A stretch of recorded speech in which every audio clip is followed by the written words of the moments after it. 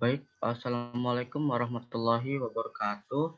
Waalaikumsalam warahmatullahi wabarakatuh. Waalaikumsalam. Perkenalkan, Ustadz, nama saya Idut Kuswa Ismail dari Ahlan kelas wa 7 sahlan. Sekolah Indonesia Kairo.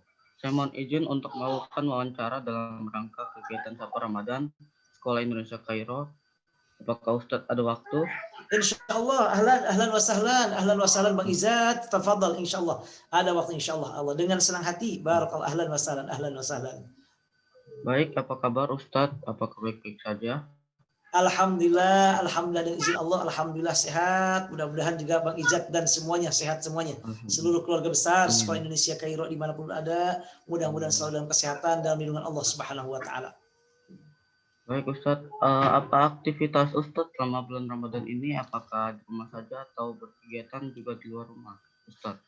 Secara umum Bang Izzat yang berbahagia, yaitu di rumah saja karena sesuai dengan arahan dari pemerintah Mesir dan juga KBRI Kairo bahwa kalau memungkinkan kita tetap menjaga kegiatan, mengurangi kegiatan yang memang tidak penting, kemudian juga menjaga protokol kesehatan. Nah, di samping itu juga jadi secara umum adalah kita berada di rumah, namun terkadang juga kadang ke kuliah, kita mengurus beberapa surat-surat yang harus diurus atau juga beberapa hal, terkadang juga ke toko buku. Nah, saya sering ke toko buku untuk melihat buku-buku baru apa yang muncul. Kemudian juga terkadang ke perpustakaan yang ada di kampus untuk membaca risalah atau disertasi.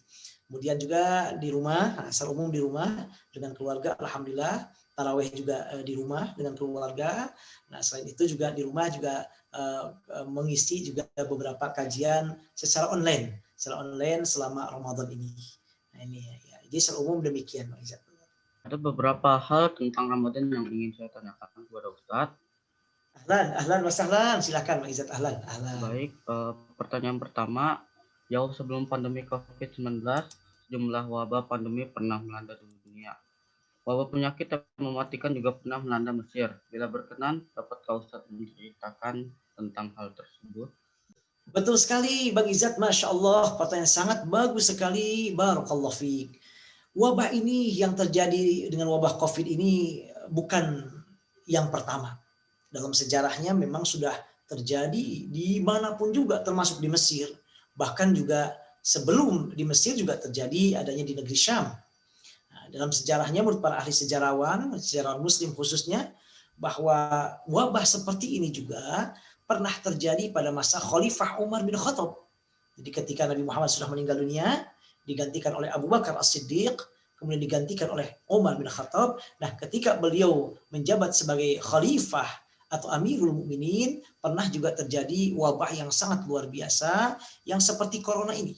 Di mana menurut para sejarawan, saking dahsyatnya luar biasanya wabah ini sampai merenggut nyawa atau banyak yang meninggal dunia, jumlahnya mencapai antara 25 sampai 30 ribu orang. 25 sampai 30 ribu orang. Jumlah yang sangat banyak sekali. Nah, ya, dan ini wabah ini dikenal oleh para sejarawan disebut dengan wabah Amwas atau sebagian membacanya Amawas. Ya, Amwas atau Amawas ini adalah nama untuk sebuah kota yang berada di Syam, tepatnya di daerah Palestina sekarang. Nah, jadi wabah itu terjadi di kota tersebut, kemudian menyebar kemana-mana sampai kurang lebih 30 ribu orang banyak yang meninggal dunia. Termasuk yang meninggal tersebut adalah diantaranya adalah para sahabat Rasulullah SAW. Ada beberapa sahabat Rasulullah SAW yang meninggal dunia karena wabah tersebut. Nah, di antaranya adalah Abu Ubaidah bin Al-Jarrah, seorang panglima perang, sahabat Rasulullah. Kemudian Mu'adz bin Jabal juga meninggal karena wabah tersebut. Yazid bin Abu Sufyan juga sama. Harith bin Hisham, Suhail bin Amr, kemudian Utsbah bin Suhail. Ini adalah para sahabat di antaranya yang gugur karena wabah tersebut. Nah, kemudian di Mesir sendiri juga sama. Untuk Mesir juga ini bukan yang pertama. Dalam sejarahnya di Mesir juga terjadi beberapa kali wabah. Di antaranya yang terjadi pada bulan Oktober tahun 1347 sampai 1349 Masehi. Ini di Mesir juga terjadi wabah yang sangat dahsyat, sangat luar biasa.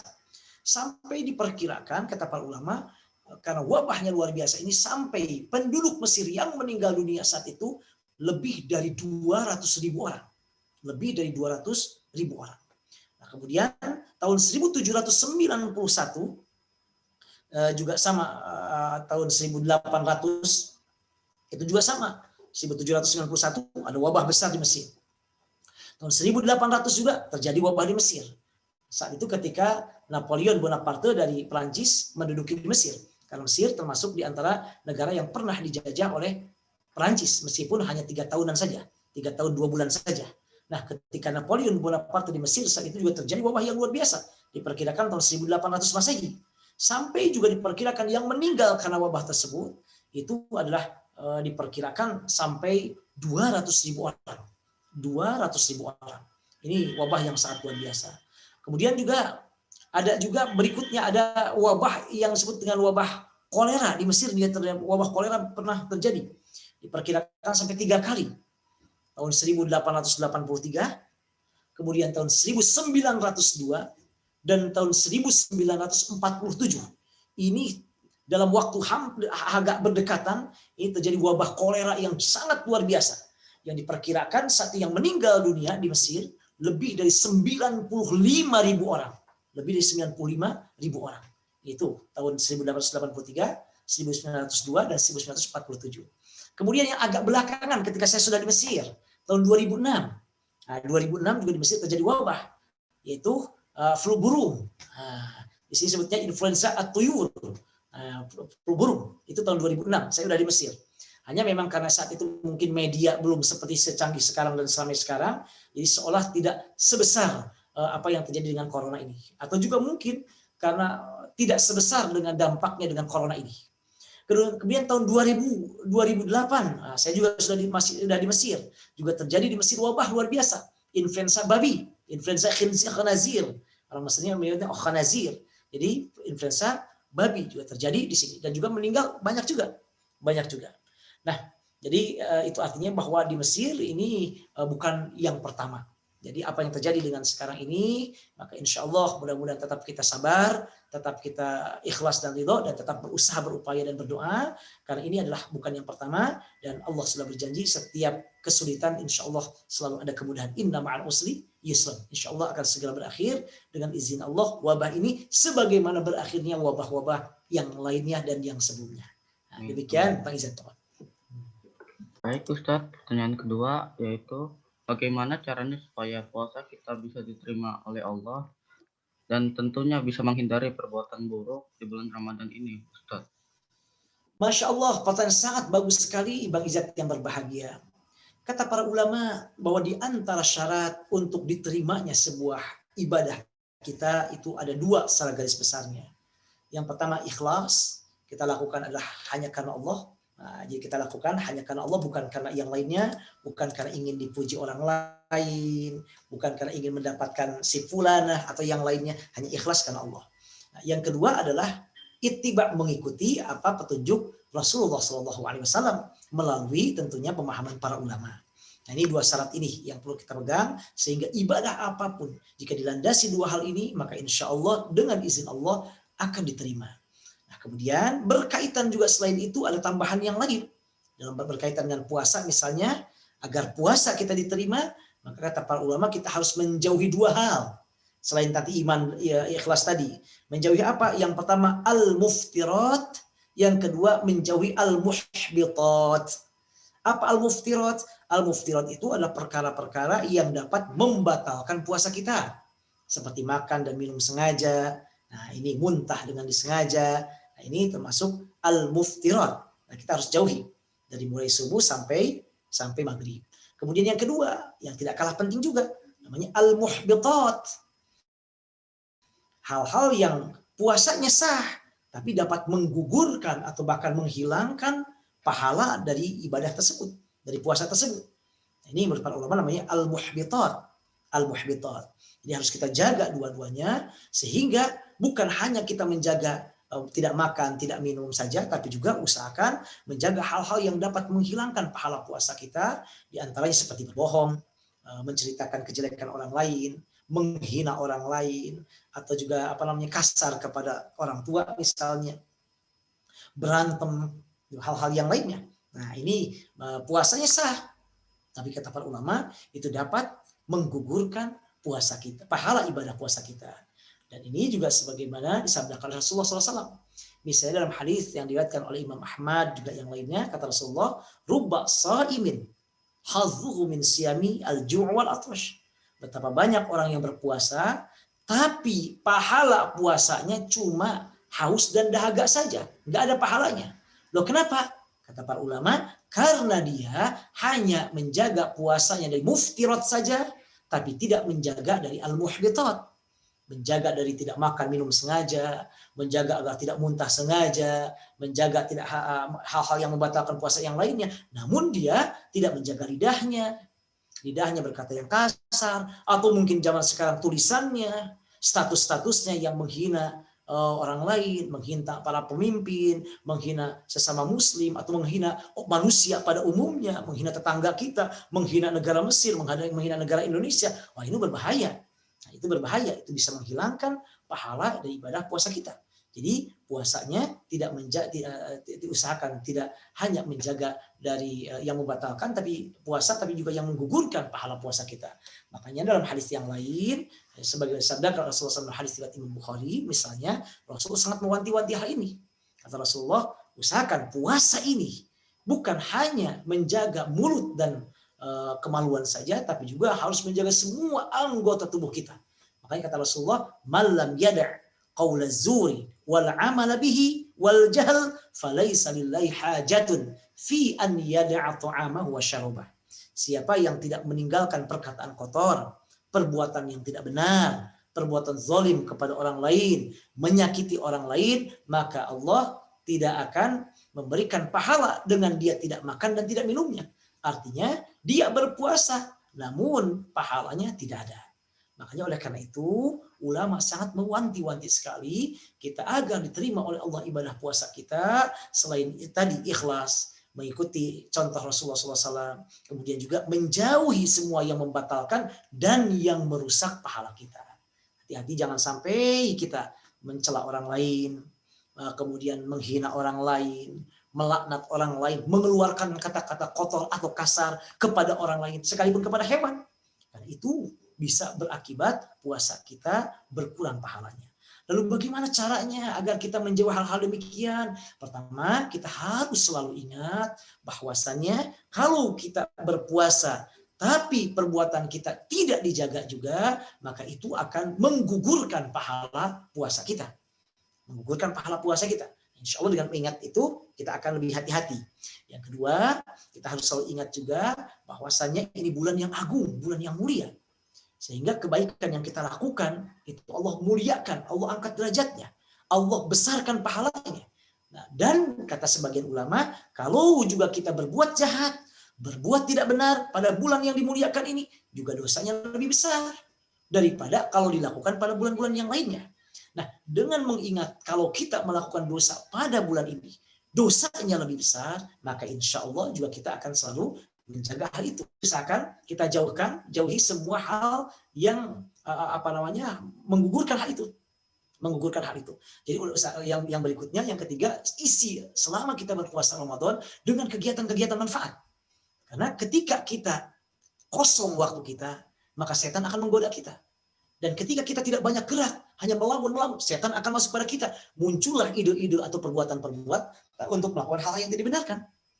Maka kata para ulama, usahakan tidak kita waktu senggang demikian, isi dengan kegiatan bermanfaat yang membaca Al-Quran, dengan mendengarkan tausiah, kemudian juga membantu orang tua. Nah itu insya Allah juga akan mencegah kita untuk melakukan hal-hal yang tidak dibenarkan, khususnya pada bulan agung, bulan Ramadan ini. Nah, itu barangkali. Baik Ustaz.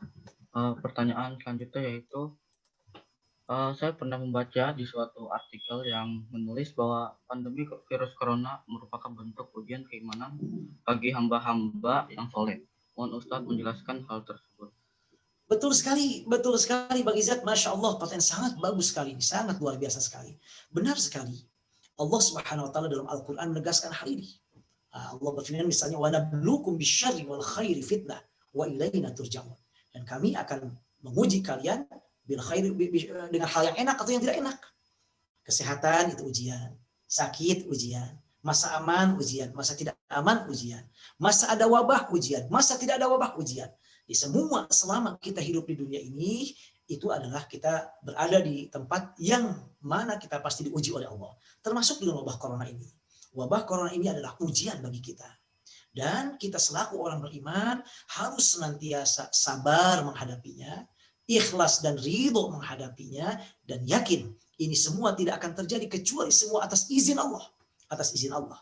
Dan juga yang berikutnya, jangan lupa kita tetap ikhtiar, berusaha, berupaya mengikuti arahan dari para ahli kesehatan. Apa yang harus kita lakukan selain berdoa, berzikir, membaca Al-Quran, dan yang lain-lainnya. Agar kita terhindar dari wabah ini. Namun yang jelas ini adalah wabah, ini bukan ujian. Bahkan bukan hanya ujian saja. Dalam banyak keterangan ini adalah untuk menjadi di antara syarat dengan izin Allah, Allah mengangkat derajat kita. Allah mengangkat derajat kita. Karena kata Rasulullah SAW dalam hadis riwayat Imam Muslim, tidak ada satupun yang menimpa seorang Muslim, baik rasa sedih, baik gundah gulisah, ataupun rasa sakit, tidak enak, tidak nyaman, sampai duri yang mengenainya, yang menyakitinya, kecuali semuanya adalah dapat menggugurkan kesalahannya, menghapus dosa dan kesalahannya. Bahkan Allah dalam Al-Quran sendiri berfirman, am hasibtum an tadkhulul jannata walamma ya'tikum mathalul ladzina khalau min qablikum. Apakah kalian mengira kalian akan begitu mudah masuk ke dalam surga sementara kalian belum diuji oleh Allah sebagaimana Allah menguji orang-orang sebelum kita? Ya, artinya memang ujian ini selain tentu adalah ujian karena kita di dunia, juga bagi kita orang beriman adalah untuk meninggikan derajat kita, juga sekaligus untuk merupakan di antara syarat insya Allah dengan izin Allah cara sebab kita untuk meraih surganya nanti. Bahkan Bang Izzat yang berbahagia, khusus untuk wabah ini banyak hadis-hadis khusus. Sampai dalam hadis riwayat Imam Bukhari Muslim, Rasul mengatakan, at-ta'unu syahadatun likulli muslim. Ini kata Rasulullah. Ta'un itu wabah seperti corona ini, wabah yang luar biasa dahsyatnya, itu merupakan syahadatun likulli muslim. Adalah di antara untuk meraih gelar syahid bagi setiap muslim. Untuk meraih gelar syahid untuk setiap muslim. Jadi orang muslim yang ketika ditimpa wabah termasuk kita, yang dia sabar menerimanya, ikhlas dan ridho menerimanya, selain dia berusaha dan berupaya juga berdoa kepada Allah tentunya, maka semua dan selama wabah itu ada, itu menjadi di antara cara kita meraih gelar syahid, gugur syahid. Makanya ada ulama namanya Ibnu Hajar Al-Asqalani. Ibnu Hajar Al-Asqalani dalam kitabnya Fathul Bari, beliau menjelaskan hal ini. Kata beliau, kalau ada wabah seperti COVID ini, maka orang yang baik yang terkena karena wabah itu, wabah COVID ini misalnya, lalu dia meninggal dunia, atau terkena oleh wabah COVID, namun sehat lagi, kemudian dia meninggal dunia oleh yang lainnya, atau dia tidak terkena oleh wabah COVID sama sekali, kemudian meninggal saat itu karena sebab yang lainnya, atau meninggalnya nanti, selama dia menerimanya dengan penuh sabar, ikhlas dan ridho, dan yakin bahwa tidak terjadi semua itu kecuali atas kehendak Allah, maka semuanya itu, kata Ibnu Hajar Al-Asqalani, semuanya akan mendapatkan pahala syahid, akan mendapatkan derajat syahid. Ini luar biasanya. Maka Rasul mengatakan tadi, taun wabah seperti corona ini adalah upaya, adalah di antara cara orang muslim, semua muslim mendapatkan gelar syahid tadi. Gelar syahid tadi. Dan orang yang gugur syahid besar sekali pahalanya. Namun harus dengan catatan, harus dia sabar, ikhlas dan ridho, berupaya dan berikhtiar, dan selalu yakin bahwa semua ini adalah atas kehendak Allah. Makanya harus kita pegang erat-erat ini.